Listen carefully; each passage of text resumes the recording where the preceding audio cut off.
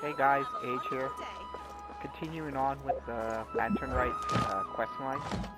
The next part is released today.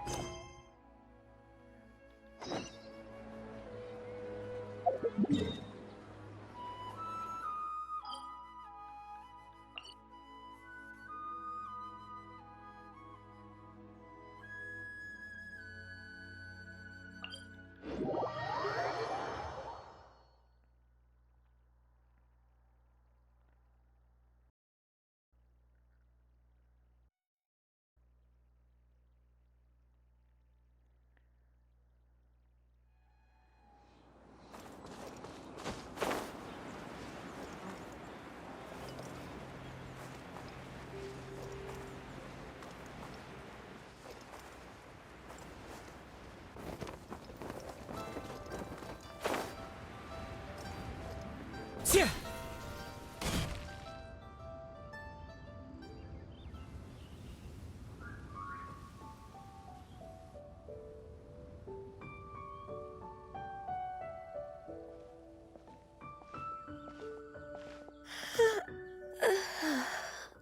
Greetings, traveler in Paimon. What time is it? Are you okay, Ganyu? You were nodding off there. Didn't you sleep well last night? I'm fine. Don't worry about me. Let's discuss the matter at hand. Since last time, I've been thinking a lot about the story Paimon told me. In essence, someone rescued a drowning man and performed some music. If that were all there was to it, it could have been many people, human or Adeptus. But the tune was allegedly so wonderful that the drowning man forgot about everything else, even his own impending death, and only came to his senses after being brought to shore. Perhaps there was an adeptal power at work in that music that he, as a mortal, could not perceive. Or perhaps he sensed a power surrounding him but lacked the words to describe it, not knowing where it came from. Either way, if this part of the story is true, then the rescuer has to have been an Adeptus. You really think so? But this story is all the way from Fontaine. Isn't this a bit of a long shot? Also, Paimon's really curious about how people from Fontaine think this fairy lady looked. Then she looked just like Ganyu. Guess that does technically make sense. Actually, Ganyu, if you had to save a drowning person, how would you go about it? Huh? Me? Well, I'd get them to the shore, and then I'd probably hide behind a tree and watch them for a while. Once I was sure that they were going to be okay, I'd slip away without a sound.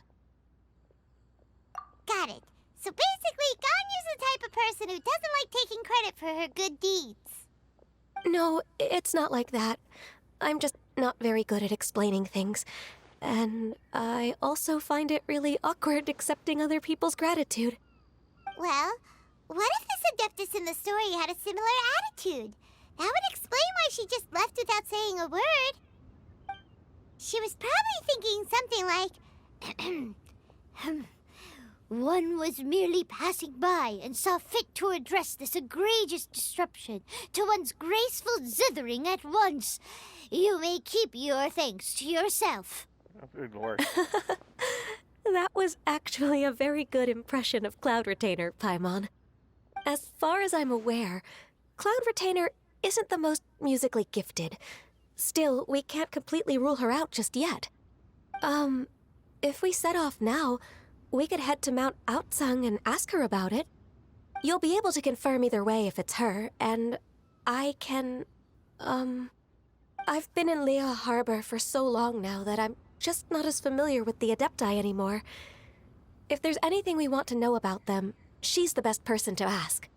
Sounds great! And we're pretty close with Cloud Retainer by now, so we probably don't even need to bring her food this time, right? I've prepared a gift for her to mark the festival, just in case. However, Cloud Retainer spends most of her days studying mechanisms in her abode. She's on her own so much of the time that the moment she has someone to chat with, she just... Never mind. I promised I'd help Mr. Dvorak, and now that I've made the contract, I can't be having second thoughts. Traveler, Paimon, let's set off for Cloud Retainer's abode. Seems like this is a tough decision for Ganyu, but she's made up her mind now. Paimon gets why she'd be so anxious. Okay, how about this? If Cloud Retainer tries to start telling stories about her again this year, we should pipe up and change the topic. Wait, did she leave already? Hey, Ganyu, wait up!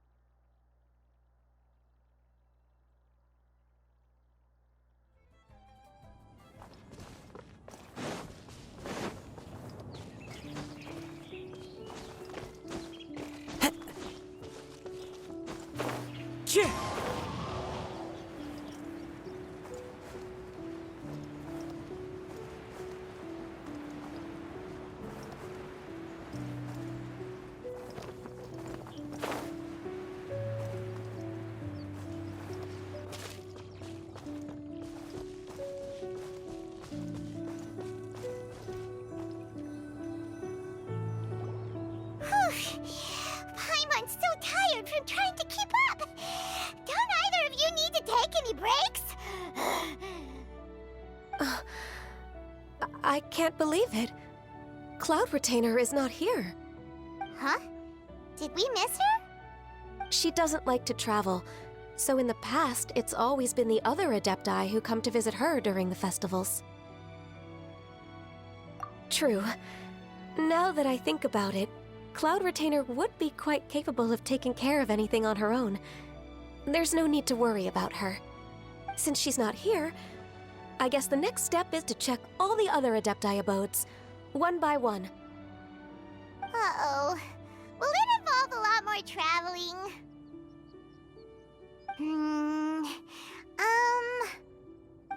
Got it! Paimon has a great idea! Please go on, Paimon. Our goal here is to find the Adeptus that helped Dvorak's ancestor, right?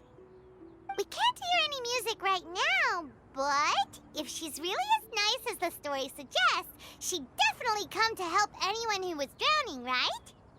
Yes, I think that's fair to say. So, all we have to do is get the Traveler to pretend to fall into the water, and the Adeptus will come to the rescue! You know perfectly well that Paimon can't swim! Paimon would sink like a rock! Just trust Paimon! The water's pretty deep over there! Quick, swim to the very center! Oh god, this is a childish plan.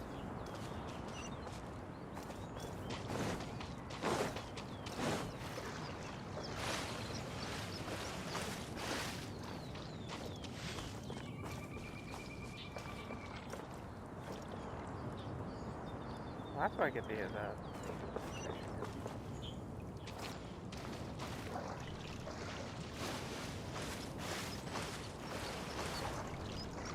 Help! Help! Someone's drowning! If only there was a kind-hearted Adeptus here to save us!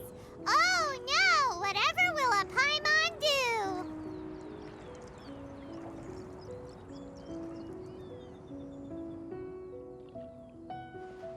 What is going on? Shao. I kind of had a feeling you would show up. How do you feel right now? Anshin, huh?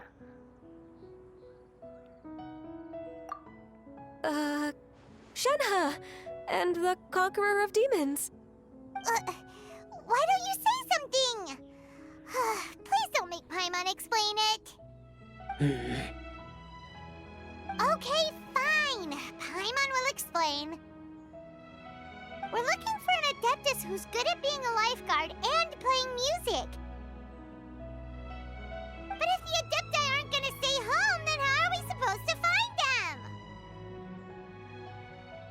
It wasn't me.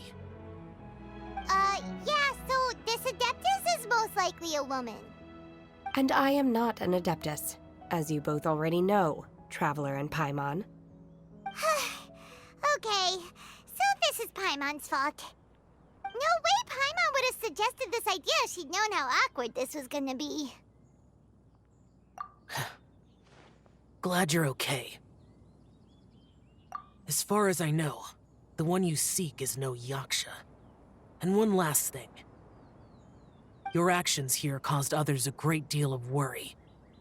Do not repeat them again in the future. As ever, the conqueror of demons comes and goes, just like the wind. Right.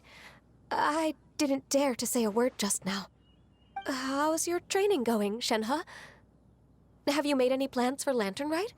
We could spend it together in Liyue Harbor if you'd like. Oh, I had planned to spend the festival with Master this year. However... Oh, speaking of Cloud Retainer, when did you see her last? Earlier this morning, she set off for Mount Hulao at dawn. I noticed she was using an Adeptus art of some kind to protect a mechanism that looked like a boiler.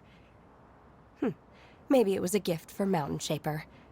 I did not inquire. So we just missed her.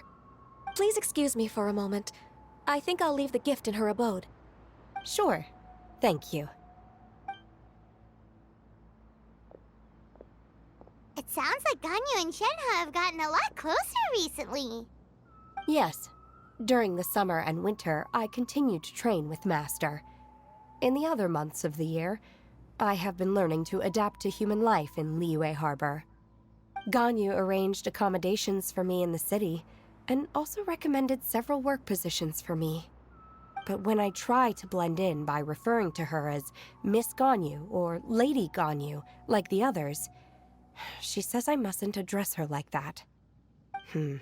Sometimes I'm supposed to copy other people. Sometimes I'm not.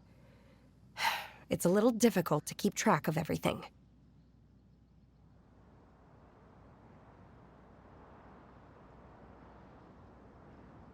Oh, is that what it is? Noted. So, you came looking for Master today because you wanted to ask her about the Mystery Adeptus. Is that right? Yep. Oh, speaking of that, have you ever heard any music while out training in the mountains? Music? What is that? It's, a kind of a happy or relaxing sound. Or, a nerve-wracking sound. Or even a terrifying one. Okay, I'm done. I also left her a note so that she knows where to find us. We won't miss her again. Yay! That's really helpful. Thanks!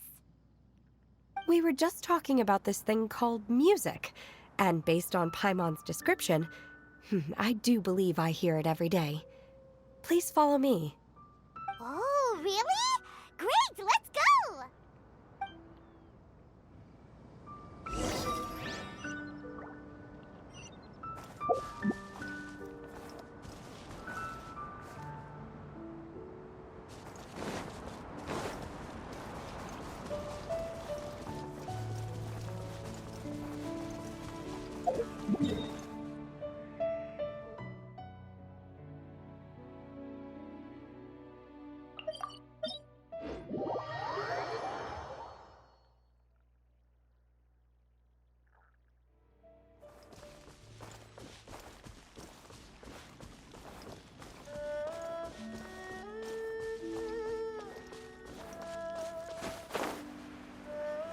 Yeah.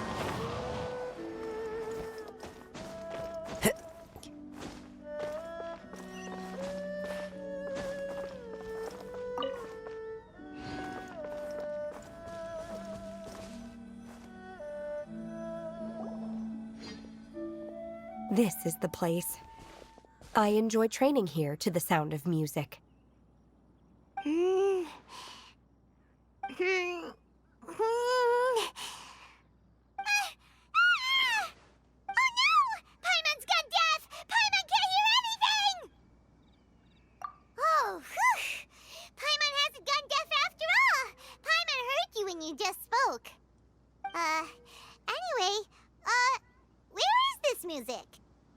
The faint sound of birdsong, the quiet murmur of the streams. These are relaxing sounds. Are they not the music of which you speak? Oh, Paimon wasn't quite done with the description. Okay, fine, it's all Paimon's fault. What we're looking for are not the sounds of nature, but melodies played on special instruments. Oh. And a melody is?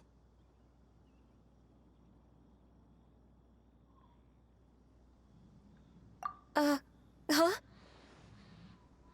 Hey, why don't you just sing that one melody Shen has heard before? It'll probably help her to understand what we're talking about.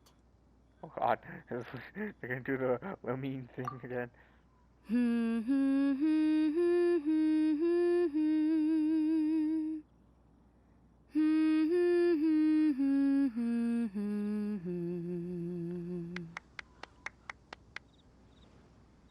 Oh, was that from the opera that Yunjin sang? Mm-hmm. That was a melody, and melodies can be called music. It felt like I was transported back to the past. In my mind's eye, I could see the Zhao lanterns lighting up the night sky again. We're all there, raising our glasses and drinking to our heart's content on the Jade Chamber. As I watched Yunjin's performance, I felt a warm sensation in my heart. And as the drink reached my stomach, it went from warm to hot. When you hummed that melody just now, feelings from a whole year ago came right back to me, as strong as they were on that day. So that's the power of music. Wow, Shenhe. That was so deep! Music definitely has the power to bring up memories. It's like a time capsule with all the special moments from our lives squished inside. What about you, Ganyu? Are there any melodies that have left a deep impression on you? I don't remember if my parents ever sang any lullabies to me. I know some local folk songs, and a few other things come to mind too. The songs of the sailors down at the docks, the little ditties that the vendors call out in front of their beloved shops, the tunes of folk artists performing on the streets.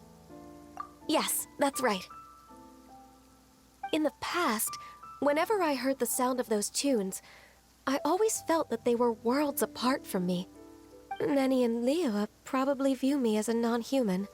And they are right, in the sense that I never could connect with humans' artistic expression and their sentiments. So I haven't been able to integrate into their community and be a part of their lives. At least, that's the view I held in the past. Only more recently did I start to realize that the only barriers are ones that I have erected with my imagination. The way those melodies make me feel isn't all that different from other people after all. They're about mundane details of everyday existence.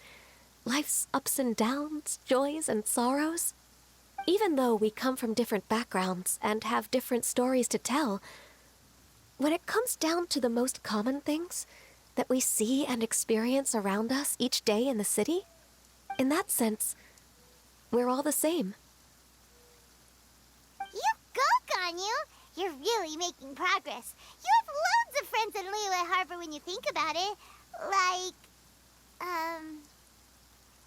okay, maybe some are more like coworkers and bosses. But at the very least, Keqing and Shenhe are your friends now, right?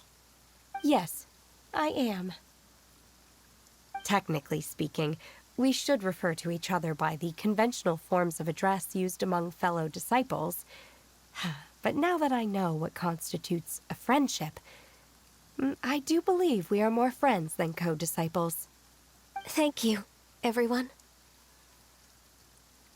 Once the days are warmer, I would like to host you at my home in the city.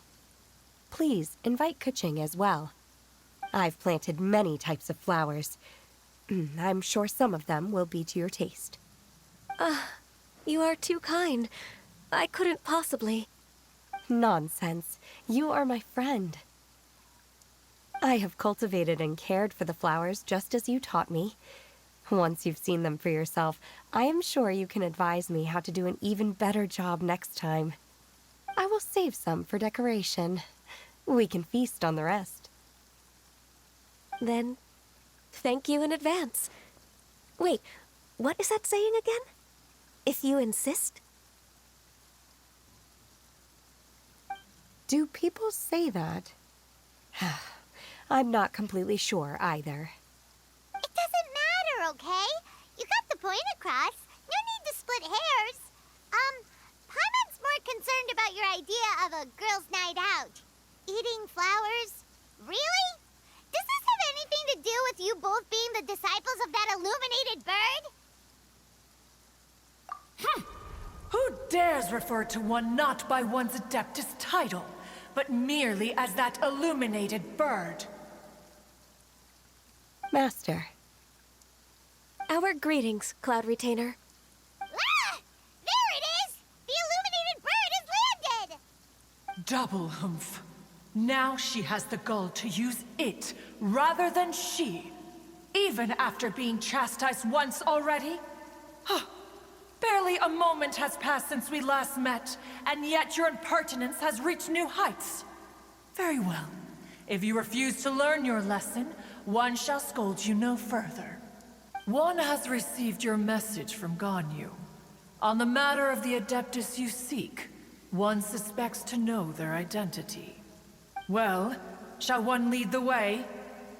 I still have to complete my training for today, so I will bid farewell to everyone here. Very well. Await my arrival at one's abode later this night. On this special occasion, you should indulge yourself with some savory dishes. If you want to release a Shao Lantern, come and find us anytime. Thank you, everyone. Happy Lantern Rite to you too.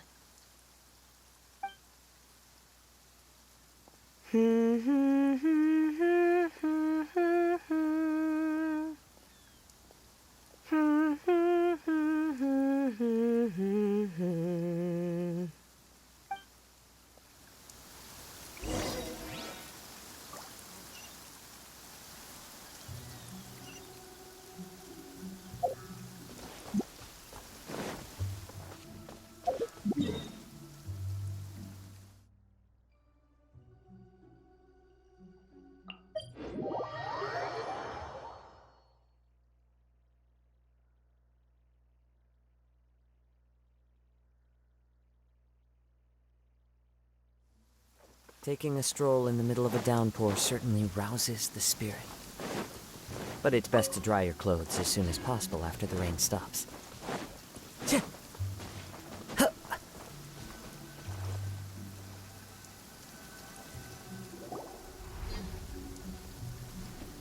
Is this Quaily Plains?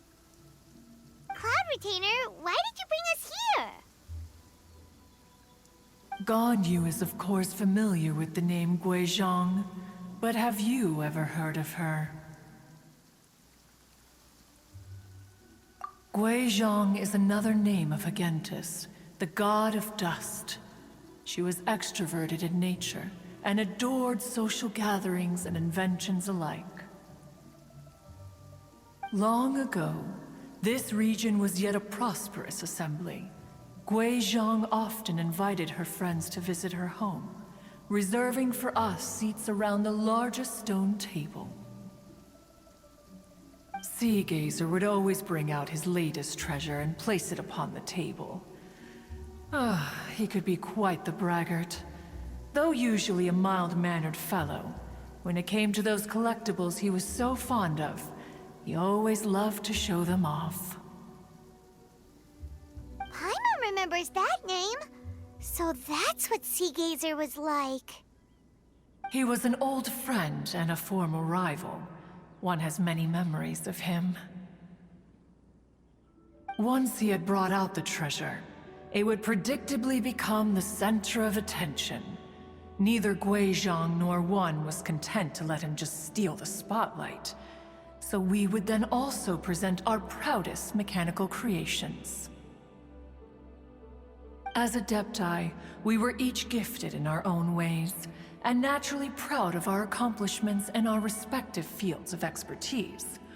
As a result, one often quarreled with Seagazer. His treasures were not even of his own making. He just used his exploration skills to dig them out of the ground.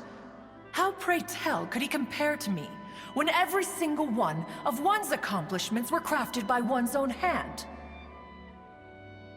Cloud Retainer, you are getting competitive again.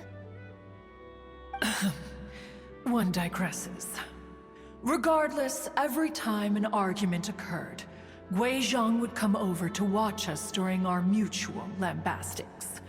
On some occasions, she would join in, and on others, she'd take one of us by the limb and start uttering the most ridiculous nonsense. What kind of nonsense? No kind of nonsense were we spared. Sometimes she would brazenly opine, why argue between yourselves when neither of you could ever hope to beat me? Other times, she would make unsolicited suggestions, such as, once you two are done arguing, let's go to the foot of the mountain and grill some meat. She always sought to make everyone happy, and one must say, she had quite the gift for it. No matter what nonsense she said, one never felt bothered or offended. It also helped that she never referred to one as that illuminated bird or ladybird. Come on, get over yourself! Anyway, just as our impassioned arguments would reach the apex of acrimony, Marchosius would bring his delectable dishes to the table. Who would dare snub the stove god and his wondrous creations? At the sight of him, we would all immediately drop the argument and prepare the table for a night of feasting and drinking. Back then, one was always bothered by how the cups Rex Lapis brought were always too square for one's taste. Can you see yourselves ever enjoying a drink from a square cup?